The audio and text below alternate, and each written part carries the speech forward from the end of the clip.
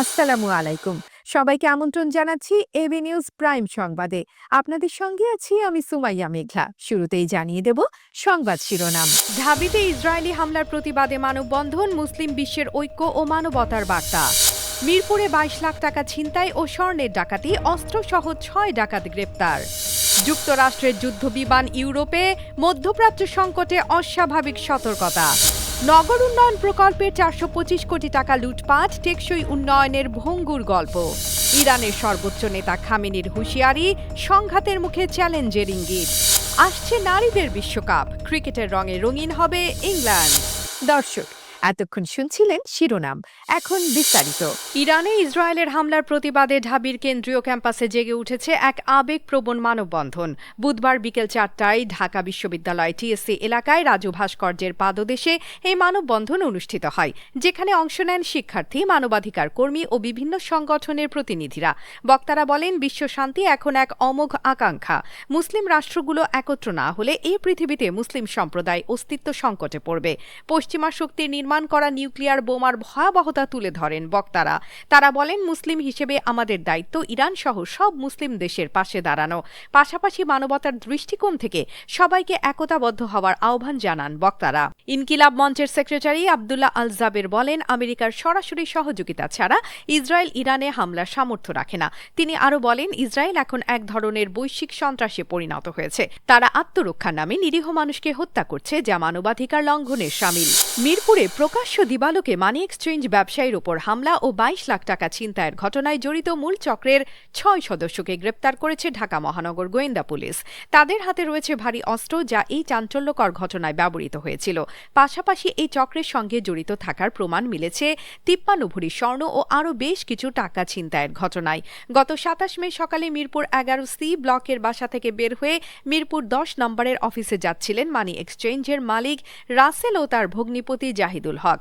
শেরে Bangla stadium ও fire সার্ভিসের মাঝামাঝি গলির মুখে পৌঁছালে মোটরসাইকেলে ওত পেতে থাকা ৭ থেকে ৮ জন মুখোশধারী ডাকাত তাদের গতিরোধ করে। এই পেশাদার চক্রটি দীর্ঘদিন ধরে টাকা ও স্বর্ণালংকার ডাকাতি করে আসছে বলে ডিবি সূত্রে জানা গেছে। সর্বশেষ মিরপুরের এই ডাকাতির ঘটনায় ব্যবহৃত মাইক্রোবাসের সূত্র ধরে সংঘবদ্ধ এই দলের সন্ধান পাওয়া যায়। ডিবির জিজ্ঞাসাবাদে তারা স্বীকার করেছে, এর আগে ২৪ জানুয়ারি রাজধানীর কামরাঙ্গীর চরে ৫৩ ভরি স্বর্ণ ডাকাতির ঘটনাতেও তারা জড়িত ছিল। বুধবার ১৮ জুন বিকেলে ডিএমপির মিডিয়া সেন্টারে ডিবির যুগ্ম কমিশনার দক্ষিণ মোহাম্মদ নাসিরুল ইসলাম এসব তথ্য জানান। যে মাহমুদ মানি এক্সচেঞ্জের ২১ লক্ষ টাকা ও কিছু বৈদেশিক মুদ্রা, এটার যে ডাকাতির চাঞ্চল্যকর ঘটনা, সেই ঘটনার সাথে সংশ্লিষ্ট যারা, তাদেরকে গ্রেপ্তার এবং লুণ্ঠিত অর্থ এবং ডাকাতির কাজে ব্যবহৃত যে অস্ত্রগুলি।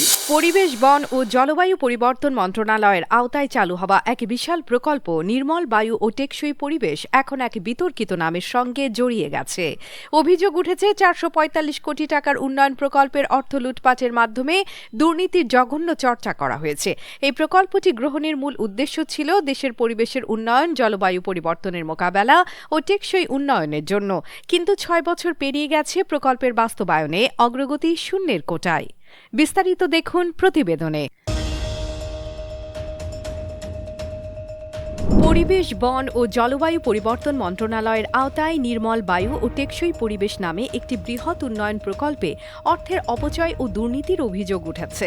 এই প্রকল্পের মোট বরাদ্দ ছিল ৪৪৫ কোটি টাকা, যার মধ্যে সরকারি তহবিলের ৫১ কোটি ৮৪ লাখ এবং বিশ্ব ব্যাংকের ঋণ থেকে ৩৯৩ কোটি ১৭ লাখ টাকা। কিন্তু সংশোধনের পর প্রকল্পের ব্যয় বেড়ে দাঁড়ায় ৮০২ কোটি ৫২ লাখ টাকায়, যা প্রকল্পের প্রকৃত ব্যয় থেকে অনেক বেশি। প্রকল্পটি মূলত ২০০৯ সালে শুরু হয়। প্রথমে নির্ধারিত ছিল ২০০৯ সালের জুলাই থেকে ২০১৪ সালের জুন পর্যন্ত, কিন্তু বারবার মেয়াদ বাড়িয়ে ২০১৯ সালের জুনে শেষ হয়। প্রকল্পের মূল উদ্দেশ্য ছিল রাজধানীর ২ সিটি কর্পোরেশনের auto signal, solar system, footpath, foot over bridge ও চলন্ত সিঁড়ি স্থাপন, রাস্তা উন্নয়ন। কিন্তু বাস্তবায়নে দেখা গেছে প্রকল্পের আউটপুট খুবই কম এবং কার্যকারিতা ছিল প্রশ্নবিদ্ধ। সরকারি সংস্থা বাস্তবায়ন, পরিবীক্ষণ ও মূল্যায়ন বিভাগের IMED অভ্যন্তরীণ তদন্তে অনিয়মের প্রমাণ মিললেও দোষীদের বিরুদ্ধে কোনো কার্যকর ব্যবস্থা নেওয়া হয়নি। এই তদন্তে দেখা গেছে প্রকল্পে ব্যাপক দুর্নীতি ও অপচয় হয়েছে, যা জনস্বার্থে পরিপন্থী। প্রকল্পের বাস্তবায়ন ছিল অপ্রতুল এবং মনিটরিং ও জবাবদিহিতা ছিল না। এটি একটি স্পষ্ট উদাহরণ যেখানে গুরুত্বপূর্ণ প্রকল্পের জন্য পরিকল্পনা ছিল না বা পরিকল্পনা থাকলেও তার যথাযথ বাস্তবায়ন হয়নি। সংশ্লিষ্ট কর্মকর্তাদের মতে ভবিষ্যতে ন্যাশনাল ইভ্যালুয়েশন পলিসি অনুমোদিত হলে এই ধরনের অনিয়মের বিরুদ্ধে কঠোর আইনি ব্যবস্থা নেওয়া সম্ভব হবে। AB news desk. গত 3 দিনে যুক্তরাষ্ট্রের অন্তত 30টি যুদ্ধবিমান ইউরোপের মার্কিন ঘাঁটিগুলোর দিকে উড়ে গেছে বলে প্রতিবেদনে জানানো হয়েছে। আন্তর্জাতিক ফ্লাইট ট্র্যাকিং সংস্থা ফ্লাইট রাডার 24 এর সূত্র ধরে বিবিসি এই তথ্য প্রকাশ করে। সাধারণত এই ধরনের উড়ান নিয়মিত হলেও বর্তমানে এই ঘটনাকে বিশেষ করে দেখা হচ্ছে কারণ মধ্যপ্রাচ্যের ইরান ইসরায়েল সংঘাতের মধ্যে এমন অস্বাভাবিক কার্যকলাপ নজরে এসেছে। বিবিসির অনুসন্ধানে জানা গেছে এই বিমানগুলো KC-135 নামে পরিচিত, যা মূলত ট্যাঙ্কার বিমান, অর্থাৎ এগুলো যুদ্ধ বিমান নয় বরং অপারেশনের সময় যুদ্ধে ব্যবহৃত যুদ্ধ ও বোমাবাহী বিমানের জ্বালানি সরবরাহের জন্য ব্যবহৃত হয়। স্পেন, স্কটল্যান্ড ও ইংল্যান্ডের মার্কিন ঘাঁটিগুলো থেকে এই বিমানগুলো ইউরোপের বিভিন্ন সামরিক কেন্দ্রের দিকে উড়ে গেছে। ইরান ইসরায়েল সংঘাতের মধ্যে এই ধরনের 30টির বেশি ট্যাঙ্কার বিমান ইউরোপের সামরিক ঘাঁটিতে যাত্রা সত্যি উদ্বেগজনক। ইরানে ইসরায়েল সংঘাতে যুক্তরাষ্ট্র এখনও সরাসরি অংশ না নিলেও যুক্তরাষ্ট্রের গভীর সংশ্লিষ্টতা স্পষ্ট। বিশ্বের রাজনৈতিক অঙ্গনে এক ভয়ঙ্কর সংকটের মাঝপথে দাঁড়িয়ে রয়েছে মধ্যপ্রাচ্য। ইসরায়েলের সঙ্গে চলমান সংঘাতের প্রেক্ষাপটে ইরানের সর্বোচ্চ নেতা আয়াতুল্লাহ আলী খামেনি তার মুখ তুলে ধরলেন এক গুরুত্বপূর্ণ বার্তায়। বুধবার টেলিভিশনে দেয়া এই ভাষণে তিনি স্পষ্ট করে জানিয়ে দিলেন এই সংঘর্ষের পেছনে রয়েছে গভীর রাজনৈতিক ও সামরিক বার্তা। বিশ্লেষকদের মতে এই ভাষণটি শুধু একটি বক্তব্য নয়, এটি ছিল ইরানের কঠোর মনোভাবের প্রকাশ, যেখানে তিনি মূলত যুক্তরাষ্ট্রের প্রতি এক ধরনের সতর্ক বার্তা পাঠিয়েছেন। খামেনি তার বক্তব্যে অন্তত 3টি মূল বার্তা দিয়েছেন। প্রথমত, যখন ইরান পরোক্ষভাবেই মার্কিন যুক্তরাষ্ট্রের সঙ্গে পারমাণবিক আলোচনায় অংশ নিচ্ছিল, ঠিক তখনই প্রথম দফার ইসরায়েলের হামলা সংঘটিত হয়েছে। দ্বিতীয়ত, তিনি স্পষ্ট করে হুঁশিয়ারি দিয়েছেন আমেরিকানরা যেন বোঝে ইরান কখনো আত্মসমর্পণ করবে না। তৃতীয়ত, তিনি বলেন এই সংঘাতের মূল কারণ হল মার্কিন যুক্তরাষ্ট্রের জড়িয়ে পড়া। এই মন্তব্য দিয়ে তিনি বোঝাতে চেয়েছেন ইসরায়েলের এই হামলার পেছনে মূলত যুক্তরাষ্ট্রের হস্তক্ষেপ রয়েছে। সেই সঙ্গে তিনি ইরানি জনগণের প্রতি সংহতি প্রকাশ করেন এবং তাদের পাশে থাকার অঙ্গীকার ব্যক্ত করেন।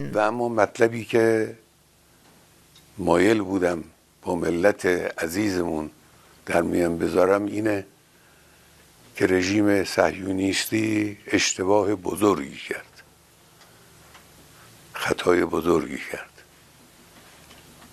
غلطی کرد و عواقب او رو بیچاره خواهد کرد به توفیق الهی।